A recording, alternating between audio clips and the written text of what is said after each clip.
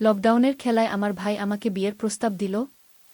আমি হতবাক হয়ে গেলাম যখন আমার ভাই আদিত্য বলল, লকডাউনে ট্রুথ অর ডেয়ার খেলার সময় তোর প্রশ্ন ছিল, তুই কি কখনো আমাকে ভাইয়ের চেয়ে বেশি কিছু ভেবেছিস? আমি মাথা নাড়িয়ে সম্মতি জানালাম।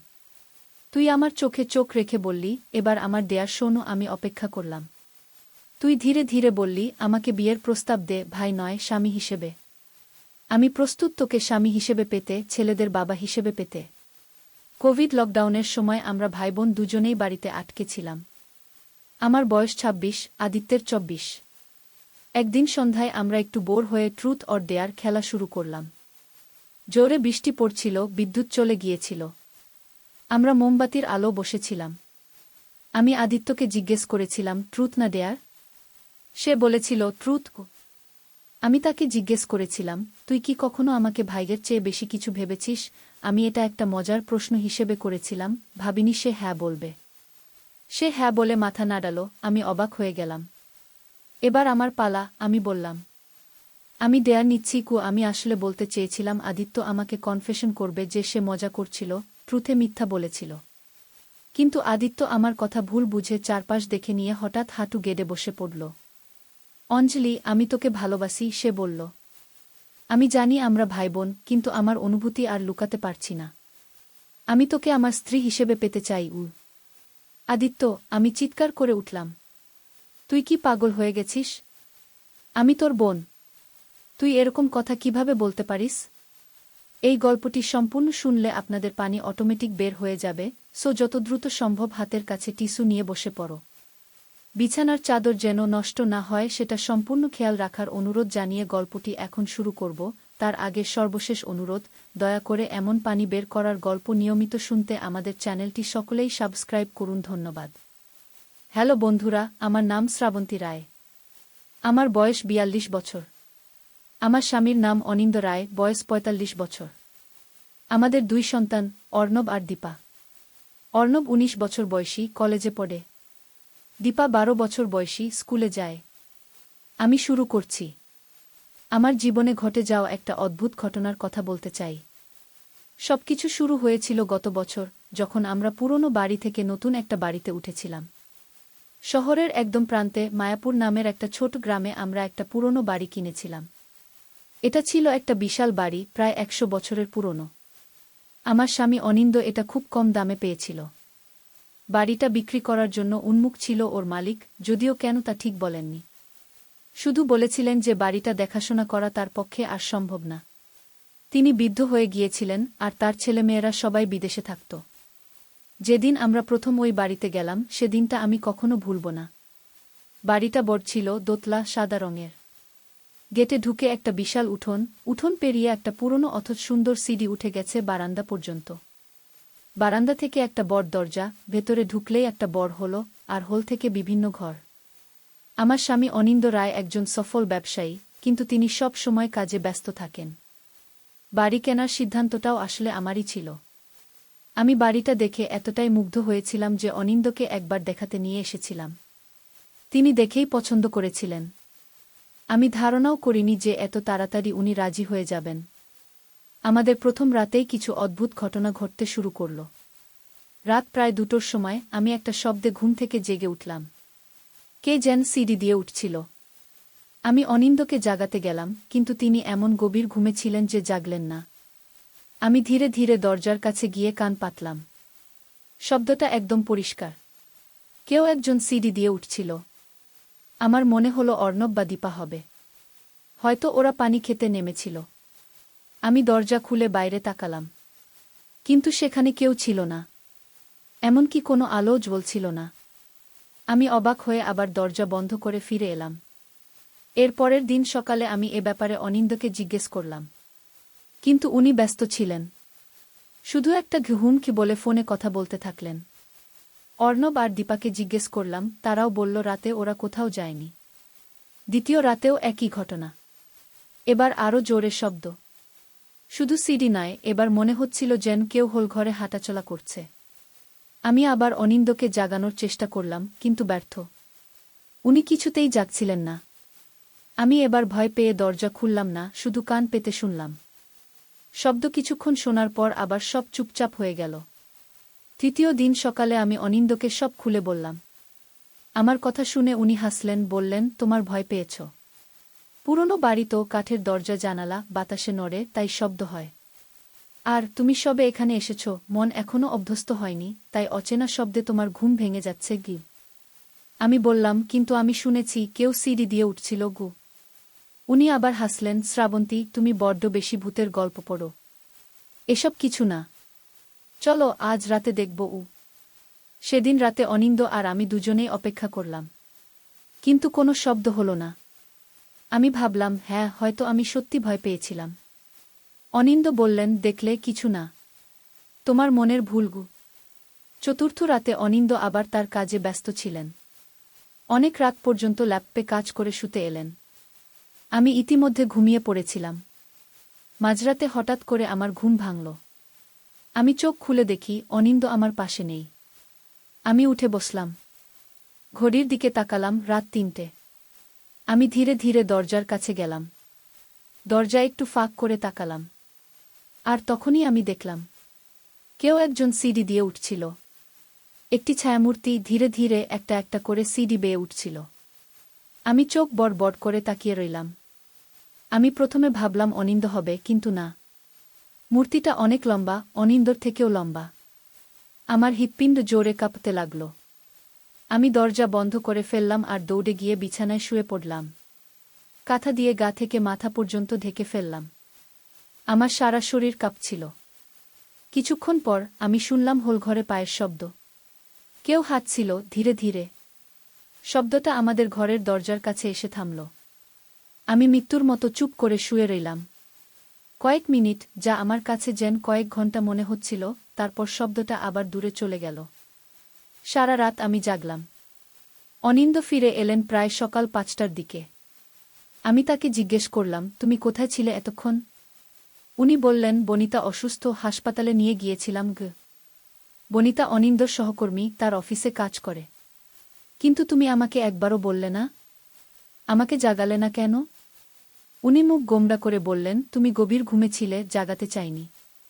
আর আমি চলে যাবার পর ফোন করতে চেয়েছিলাম, কিন্তু ভুলে গেছি। আমি বিশ্বাস করিনি, কিন্তু ঝগড়া করতে চাইনি। শুধু বললাম, অনিন্দ, গত রাতে আমি আবার সেই ছায়ামূর্তি দেখেছি। কেউ একজন সিঁড়ি দিয়ে উঠছিল। উনি চিৎকার করে উঠলেন, তোমার কি মাথা খারাপ হয়েছে? এসব কি বাজে কথা বলছ?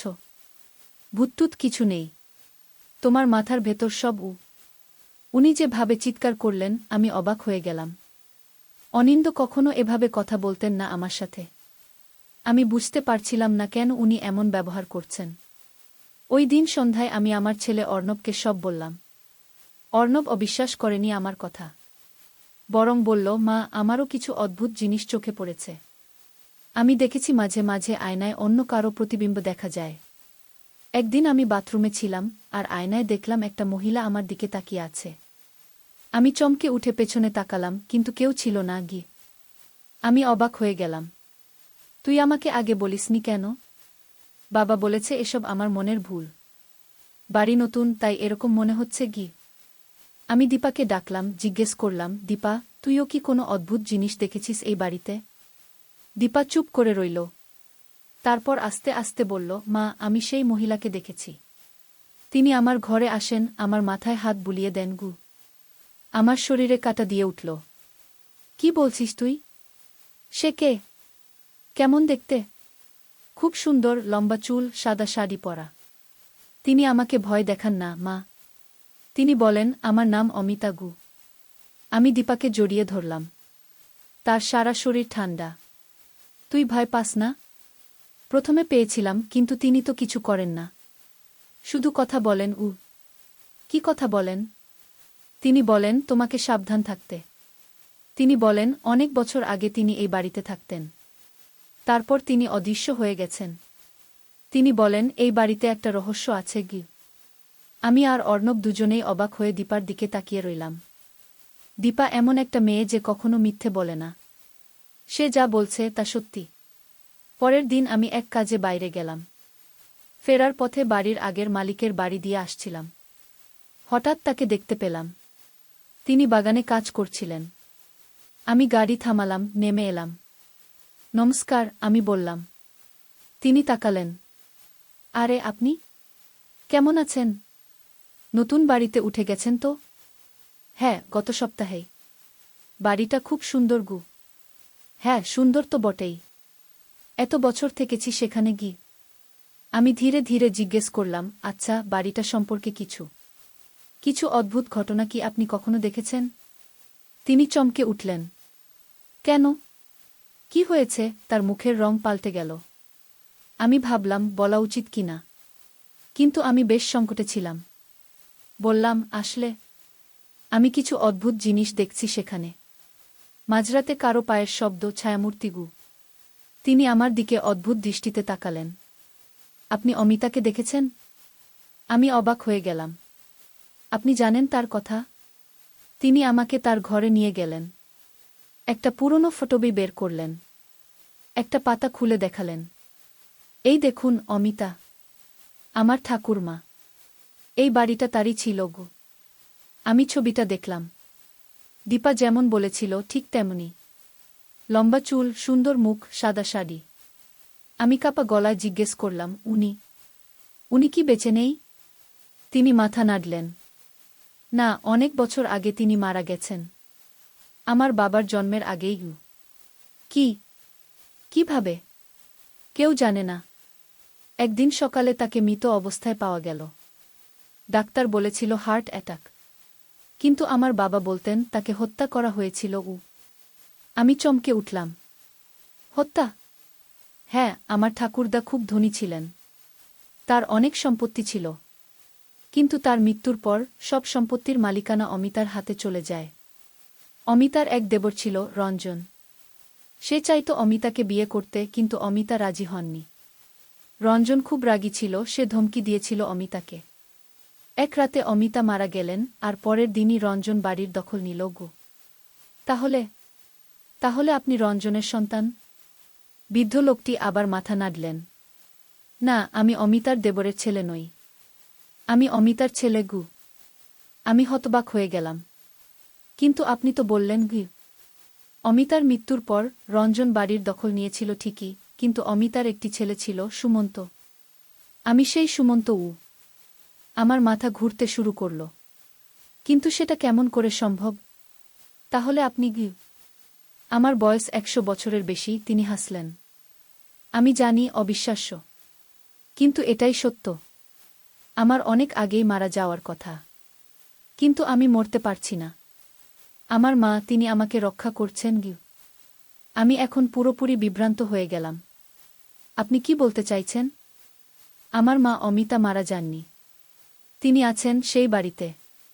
তিনি রঞ্জনকে হত্যা করেছিলেন, রঞ্জন তাকে নয়। কিন্তু তারপর তিনি ধরা পড়ার ভয়ে আত্মগোপন করেছিলেন। লোকে ভাবত তিনি মারা গেছেন, কিন্তু তিনি জীবিত ছিলেন, বাড়ির নিচে একটি গুপ্ত কক্ষে। আমি তাকে সেখানে দেখতাম। আমি তাকে খাবার নিয়ে যেতাম। কিন্তু যখন আমি প্রায় 40 বছরের হলাম, তখন একদিন আমি সেই কক্ষে গেলাম আর দেখলাম তিনি সেখানে নেই। কোথায় গেলেন তিনি? জানি না। তবে সেই দিন থেকে আমি তাকে মাঝে মাঝে বাড়ির বিভিন্ন জায়গায় দেখি। শুধু ছায়ার মতো, কিন্তু দেখি। আমি এবার জানতে চাইলাম, কিন্তু আপনি বাড়িটা ছেড়ে দিলেন কেন? তিনি দীর্ঘশ্বাস ছাড়লেন। আমি আর সহ্য করতে পারছিলাম না। আমার বয়স হয়েছে, শরীর ভেঙে গেছে। কিন্তু মরতে পারছি না। আমার মা বলেছেন যতদিন আমি সেই বাড়িতে থাকব, ততদিন তিনি আমাকে রক্ষা করবেন। কিন্তু আমি বাঁচতে চাই না আর।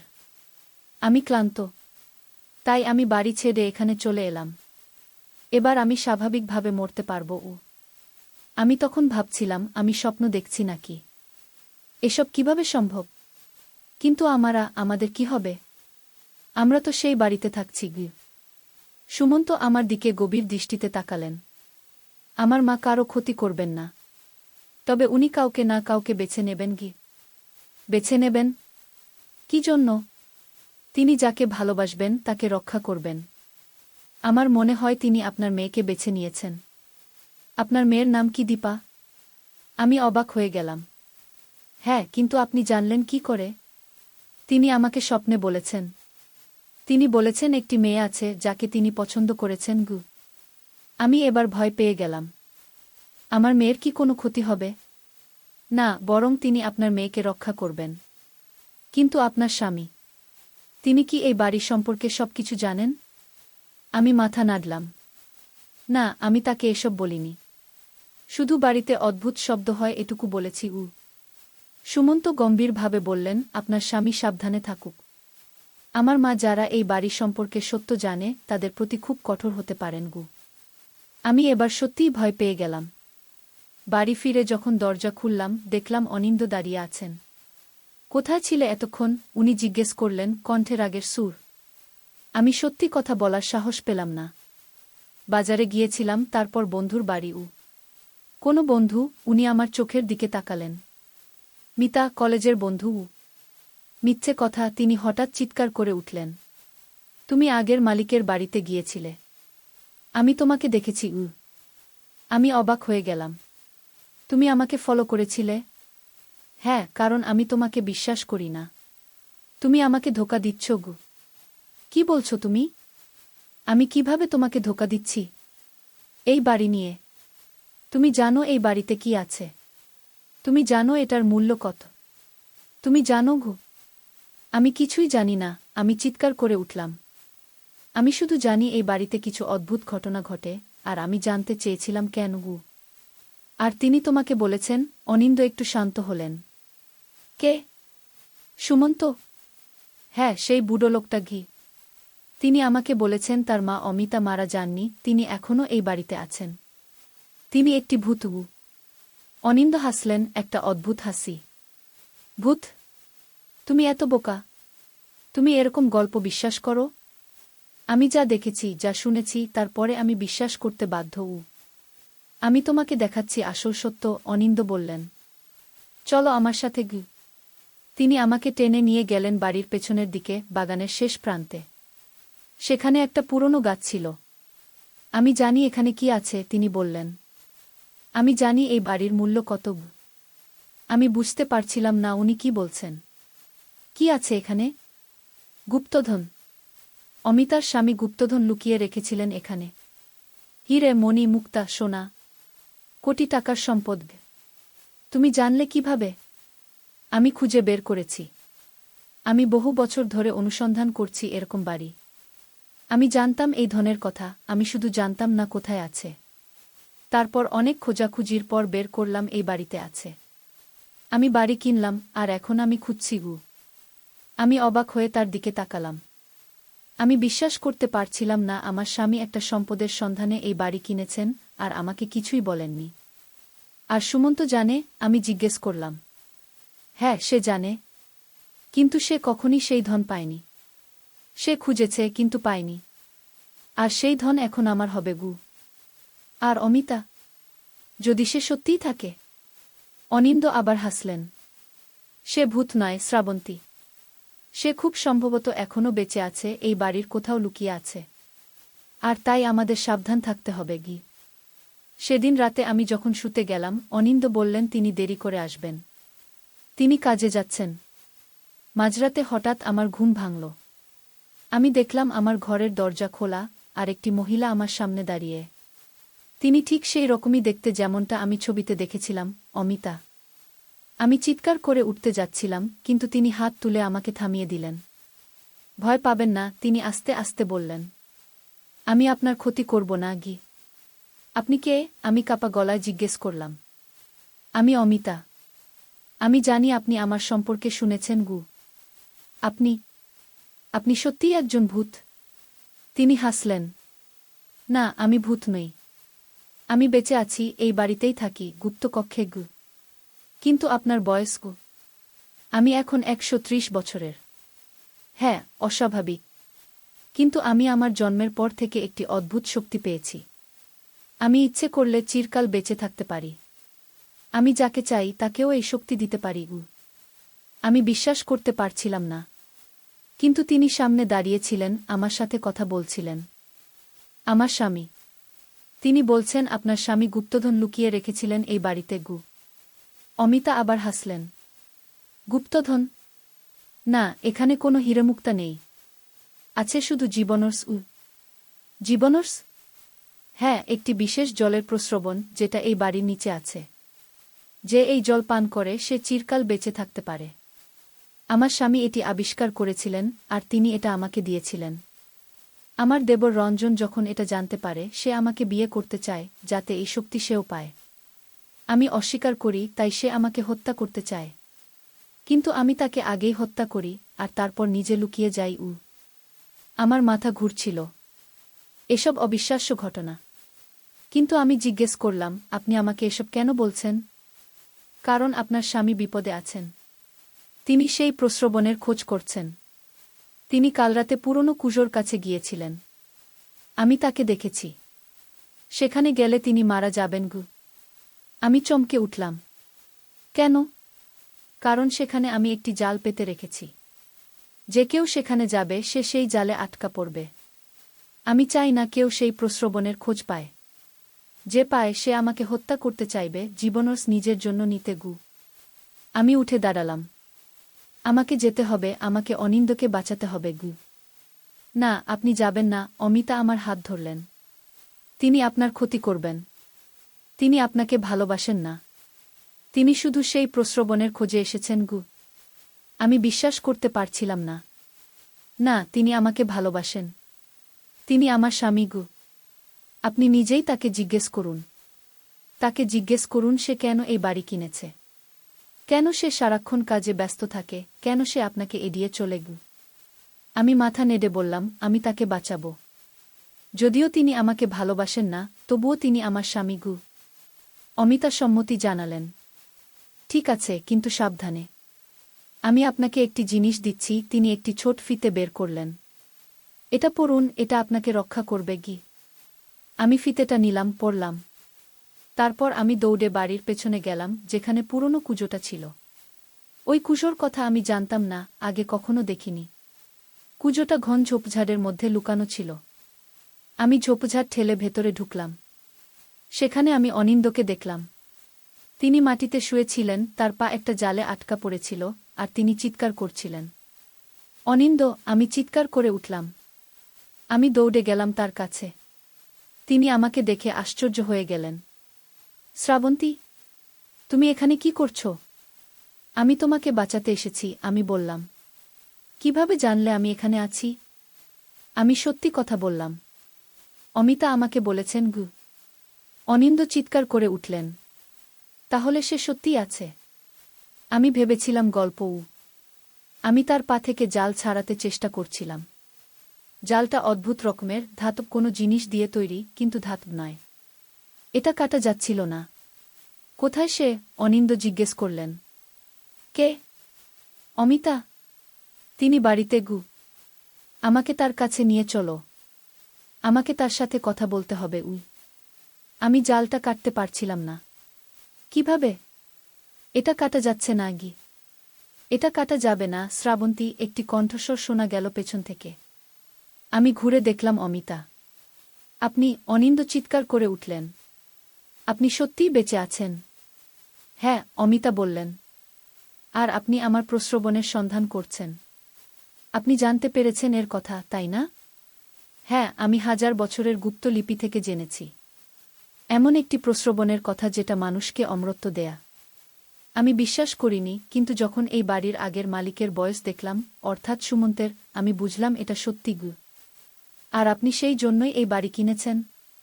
হ্যাঁ, অনিন্দ স্বীকার করলেন। অমিতা আমার দিকে তাকালেন। দেখলেন? তিনি আপনাকে ভালোবাসেন না। তিনি শুধু সেই জলের জন্য এসেছেন। আমি অনিন্দর দিকে তাকালাম। এটা কি সত্যি? অনিন্দ নিচু স্বরে বললেন, হ্যাঁ। আমি তোমাকে বিয়ে করেছিলাম কারণ তোমার বাবা একজন প্রত্নতাত্ত্বিক ছিলেন আর তিনি এই বাড়ি সম্পর্কে জানতেন। তোমার মাধ্যমে আমি এই বাড়ির খবর পেয়েছিলাম। আমি তোমাকে প্রভাবিত করেছিলাম এই বাড়ি কিনতে। আমি হতবাক হয়ে গেলাম। আমার বিয়ে, আমার সম্পর্ক, সবই মিথ্যা ছিল। অমিতা বললেন, আমি তাকে মুক্ত করব, কিন্তু একটি শর্তে। আপনারা এই বাড়ি ছেড়ে চলে যান এবং কখনো ফিরে আসবেন না। আমি সম্মতি জানালাম। ঠিক আছে। তিনি অনিন্দর দিকে তাকালেন। আর আপনি? আপনি রাজি? অনিন্দ হতাশভাবে বললেন, হ্যাঁ। অমিতা একটি ছোট্ট বোতল থেকে কিছু তরল ঢাললেন জালের উপর। জালটা গলে গেল। সেই রাতেই আমরা বাড়ি ছেড়ে চলে গেলাম। দীপা খুব কাঁদছিল, সে যেতে চাইছিল না। সে বলছিল, মা, আমি অমিতা দিদিকে ছেড়ে যেতে চাই না। তিনি আমাকে ভালোবাসেন গ। আমি তাকে বোঝালাম, দীপা, আমরা যেতে হবে। পরের দিন যখন আমরা একটি হোটেলে ছিলাম, অনিন্দ একটি কাগজে কিছু লিখলেন আর আমাকে দিলেন। আমি তোমাকে ধোঁকা দিয়েছি, শ্রাবন্ত।